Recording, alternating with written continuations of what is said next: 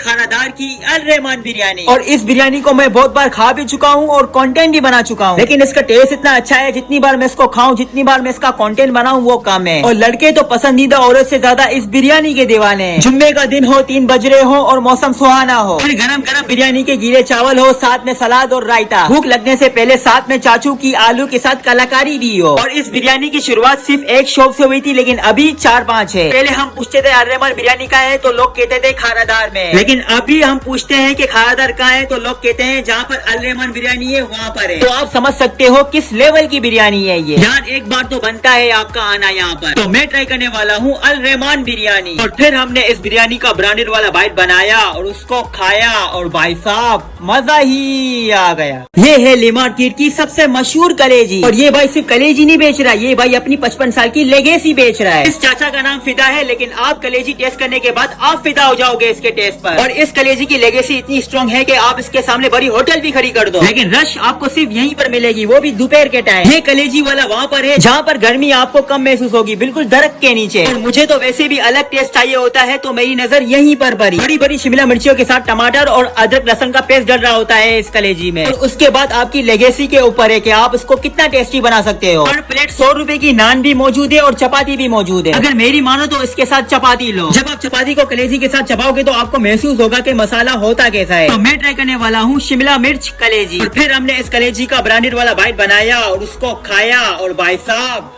मजा ही आ गया। ये है खानादार के सबसे सस्ते गोलगप्पे। और आपने कराची में बहुत सारे गोलगप्पे खाए होंगे, सस्ते से सस्ते, महंगे से महंगे और एवरेज गोलगप्पे भी। लेकिन उन सब में से सस्ते ये वाले गोलगप्पे हैं। 12 गोलगप्पे, वो भी 100 रुपए में, जो सिर्फ खानादार में मिलते हैं। और ये चीज सस्ती है, लेकिन क्वांटिटी भी थोड़ी सी कम होगी एज कम्पेयर टू अदर गोलगप्पे। कोई एक्स्ट्रा मटेरियल नहीं डलता, बस सिर्फ 3 चीजें डलती है, मीठी चटनी, खट्टी चटनी, चने और पानी अनलिमिटेड। अब सोचने वाली बात यह है कि इन 2 चटनियों में इस गोलगप्पे का गुजारा कैसे होगा। और इसकी मिसाल भी मेरे पास मौजूद है। एक सालन है, अगर इसको आप सिंपल से बनाओगे तो वो अच्छा बनेगा, लेकिन अगर सालन में मसाले पर मसाले ऐड करोगे तो वो सालन कम हलवा ज्यादा लगेगा। चीज सिंपल हो, मटेरियल ज्यादा ना हो, जो कि इस गोलगप्पे में है। तो मैं ट्राई करने वाला हूँ सस्ते गोलगप्पे। और फिर हमने इस गोलगप्पे का ब्रांडेड वाला बाइट बनाया और उसको खाया, और भाई साहब मजा ही आ गया। ये है जूड़िया बाजार का बीफ पुलाव। और इस भाई ने तो कसम खाई हुई है कि इस मार्केट में कोई भूखा नहीं रहेगा। कुछ खाने ऐसे होते हैं जो पैसे कमाने के लिए नहीं बल्कि भूख मिटाने के लिए होते हैं, ये वो खाना है। और जो भी भाई यहाँ पर आता है तो कम पैसों में पेट भर के खाता है। बीफ पुलाव पाव 100 रुपए का है, लेकिन कम की रेंज में भी अवेलेबल है। और यहाँ की मार्केट ऐसी है, सिर्फ ड्राई फ्रूट्स और ईरान की चॉकलेट ही मिलती है। लेकिन 77 साल पुरानी चीज को ड्राई फ्रूट और चॉकलेट की मार्केट इस बीफ पुलाव का कुछ नहीं कर सकती। और मैंने जितने भी लोग यहाँ पर खाते हुए देखे, सारे ओल्ड जनरेशन के। तो इसका मतलब ये लोग बचपन से यहीं पर खाते आ रहे हैं। लोकेशन बॉर्डर मार्केट के अंदर, थोड़ी सी खुआरी करनी पड़ेगी। तो मैं ट्राई करने वाला हूँ जूड़िया बाजार बीफ पुलाव। और फिर हमने इस पुलाव का ब्रांडेड वाला बाइट बनाया और उसको खाया, और भाई साहब मजा ही आ गया। ये है चटपटी आलू। और दुनिया में आलू की बहुत सारी डिशेज है, फिर चाहे वो ट्यूशन की बाजी वाले चिप्स हो या होटल की आलू गोभी। लेकिन अगर खट्टे आलू की बात करें तो कराची में 5 to 10% ही मिलते हैं। और जहाँ जहाँ पर ये मिलते हैं उनका अपना अपना स्वाद होता है और अपने मसाले होते हैं। अगर मैं इस खट्टे आलू की बात करूँ तो ये घर के गाढ़े मसाले में बना हुआ है। और मसाले 2 टाइप के होते हैं, एक सालन वाला मसाला और एक गाढ़ा मसाला। गाढ़ा मसाला वो एक सालन को पका पका कर हम इसको गाढ़ा कर दें। अगर सही मायने में कहूँ तो ये इसी मसाले वाले आलू है। और इसके टेस्ट को बेहतर करने के लिए भी इसके ऊपर 3 चटनियाँ लगती है, पुदीने की चटनी, खटाई और आलू का मसाला। तो मैं ट्राई करने वाला हूँ चटपटी आलू। और फिर हमने इस आलू का ब्रांडेड वाला बाइट बनाया और उसको खाया, और भाई साहब मजा ही आ गया।